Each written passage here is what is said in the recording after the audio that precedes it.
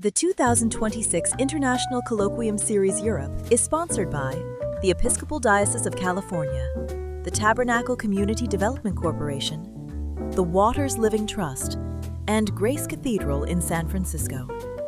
With university sponsors, Pepperdine University, the University of Geneva, the Graduate Theological Union, the Catholic University of Leuven, and the Catholic University of Lyon. And community partners, the Cathedral Church of the Holy Trinity, the American Cathedral in Paris, the Chemin Neuf Community in France, Emmanuel Episcopal Church of Geneva, the Center for Liberation Theologies at the Catholic University of Leuven, and the French-speaking Institute of Systematic Theology and Ethics at the University of Geneva.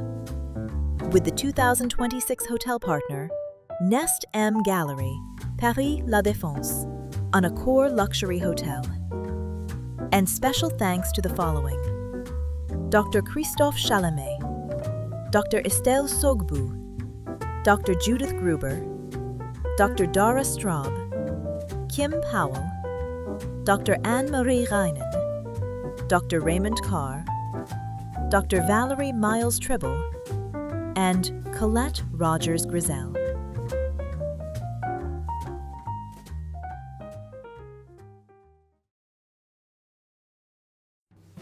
The Northern California Dr. Martin Luther King Jr. Community Foundation is dedicated to promoting justice, health, education, and service.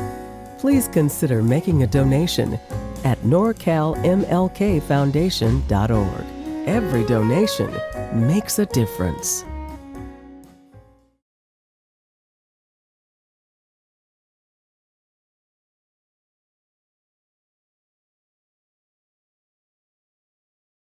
I want to talk a bit about today just one aspect of the African American religious experience and what it is. I have a longer piece titled there, but I want to give an idea of just what the African American religious experience really based on through this innovative thought of Charles Long was.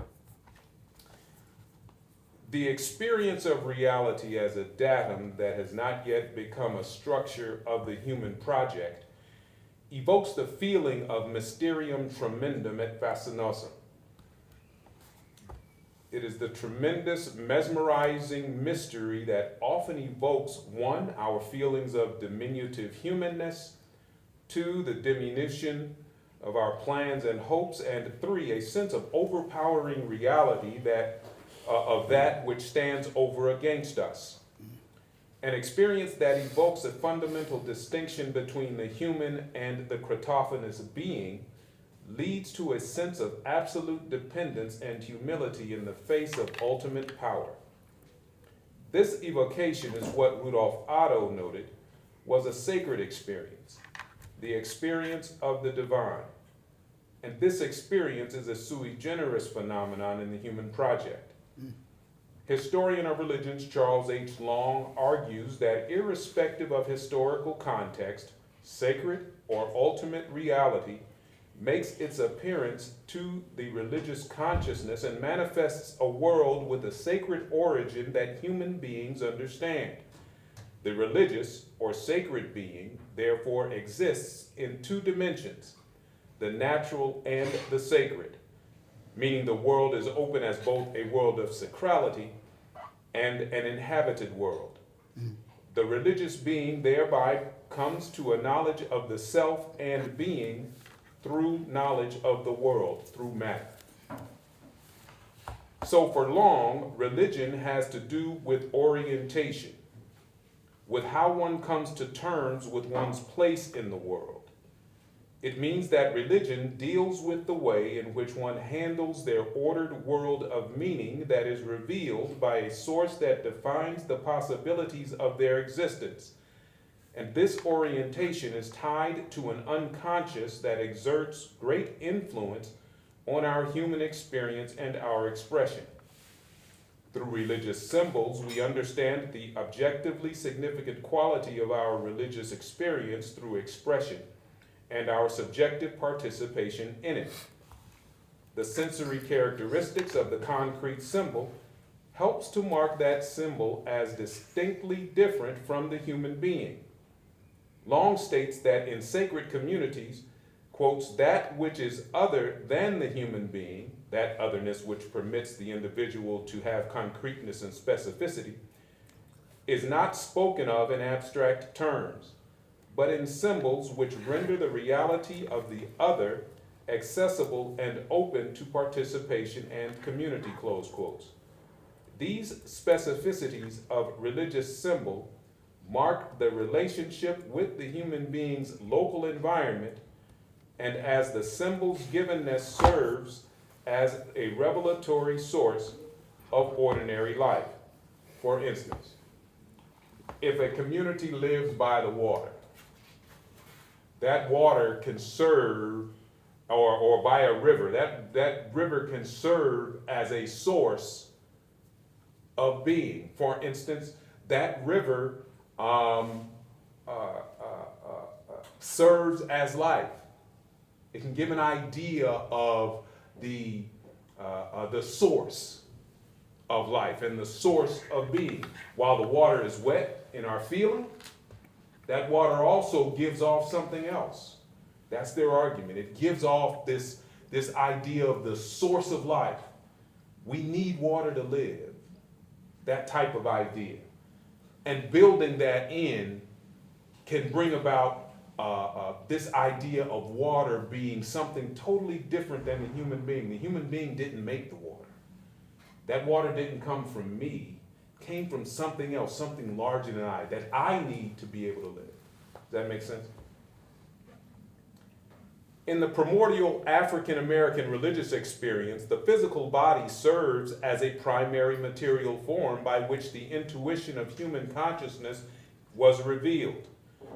Consciousness is able to apprehend the sacred through the body, through the physical body, because the human body is an object in nature, just like water, wherein the paradox of ultimacy and immediacy was manifested. Thus, the human body can serve as an archetypal image, the image of an archetypal image for the human project. In the middle passage, we can see this locus wherein we can view this religious experience. All of those slave ships that went from the west coast of Africa to the Americas, we can see how this experience of the body serving as an archetype can work.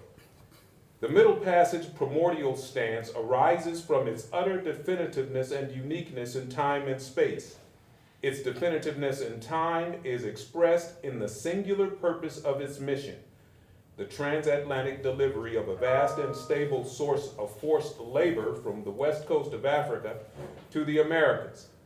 Its uniqueness in space is revealed in the distinctiveness of its purpose, the delivery of this labor commodity for the domestication of vast tracts of land in the Americas for the cultivation of new raw commodities such as cotton, sugar, tobacco, and others to feed the appetites of Europe and its colonies.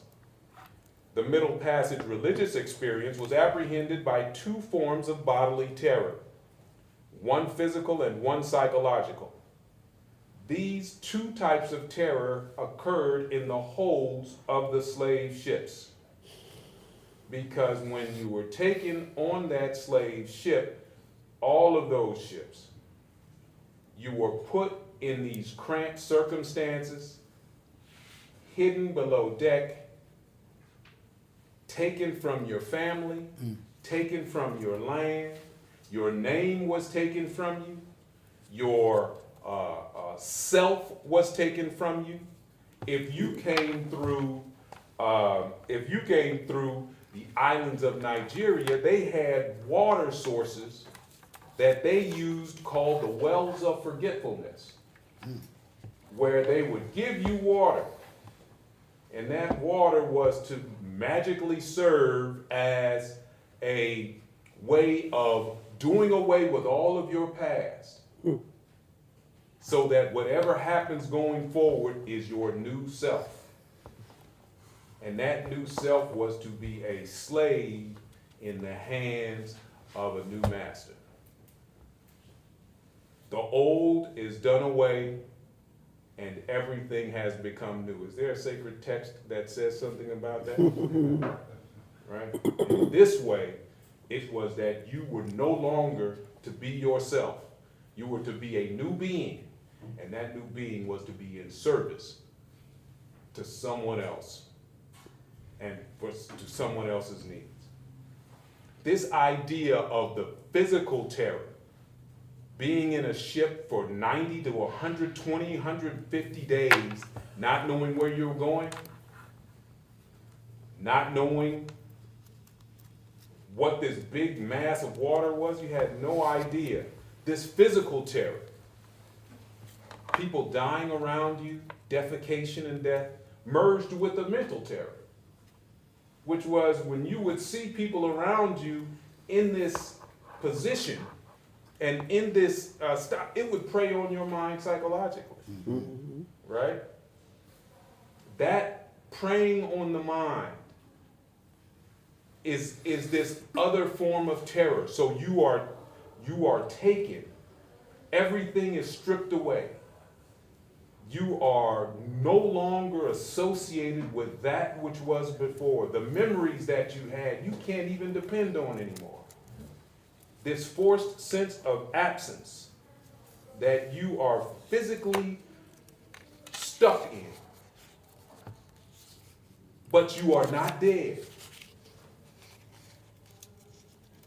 You are not dead. You can't think. You can't intuit, because all is taken away. But there is one thing that exists: your body. Remember Descartes, cogito ergo sum? I think, therefore I am. He sits there for however long he sits there to extract everything from his mind. You know, it's fine. You know, extract everything from his mind. He comes out that, you know, I'm thinking. Well, here is a different framework. It's not the thought that confirms my existence. It's my body that confirms my existence. That body serving as a material form upon which I, as a person, can begin to reconstitute myself, is something that we say, and that I argue is this religious a priori. It's a data point in the African American religious experience. It is an utterly unique experience that the Middle Passage evoked. And it's a place that we can, as African Americans from the Americas all the way down, the full Atlantic world, I can go, never seen them, haven't been to Brazil, haven't been to Peru, haven't been to any of these countries, but I can go to any of those places and see an African born person. We can look at each other and know what each other is about. You've got the head nod, you look at or we know what those things mean. Because we know we came from a place. You know what I mean? There was something more, and one of the arguments is that it was this body. This body that demonstrated our existence when there was nothing else to demonstrate. That as a data point, this a priori form, that was a part and parcel and central to the idea of modernity. It is an opaque framework because it was hidden from the epistemological gaze of the modern West. it was hidden from the academies that my sister Valerie's favorite philosopher, Immanuel Kant, taught at. It was hidden from all of the accretions of the Western world, but it was fundamental in the meaning of modernity. Because without those bodies, modernity could not exist the way that it existed. There was no economic engine on which to build the West. But that body had something more to it. It was a sacred meaning. And it's that sacred meaning that imbibes the fundament of the African American religious experience. It gives us the ability to think about what Dr. Carr talked about earlier today, about looking at Africa, looking to a homeland in a different way. We were able to connect, but this unique experience gave something more, and it is this something more that makes what it is that we are so excited about available to discuss and create discourse around, right? And that's sort of the idea of it, this source of the African American religious experience that at once informs our way of worship, our way of celebration, our moral and ethical guidance in the American context. One of Dr. King's mentors was a gentleman by the name of Howard Washington Thurman. Howard Thurman had the first interracial congregation in the United States, 1943. You all may have heard of the quote that Martin Luther King used to say, the most segregated hour in America is 11 o'clock on Sunday morning, kind of thing, right? Well, Howard Thurman established in San Francisco, California, the first interracial congregation in the United States. And Howard Thurman said this, and then I'll sit down. He said this about the African American experience and understanding what that meant for us through the sacred spirituals. The Negro spirituals is what they were often called. And he notes how the Negro spirituals provide a path for understanding the intention that the African American religious experience brings. He said, the miracle of the Negro spiritual author's achievements is they yielded with abiding enthusiasm to the view of life which included all events of their experience without exhausting themselves in those experiences. To them, this quality of life was an insistent fact because of that which deep within them they discovered of God and God's far-flung purposes. God was not through with them, and God was not, nor could God be, exhausted by any single experience or any series of experiences. To know God was to live a life worthy of the loftiest meanings of life. Persons of all ages and climes, slave or free, trained or untutored, who have sensed the same values are their fellow pilgrims who journey together with them in increasing self-realization in the quest for the city that hath foundations, whose builder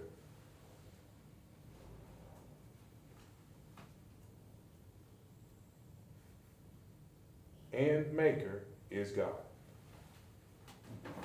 Thank you. All right.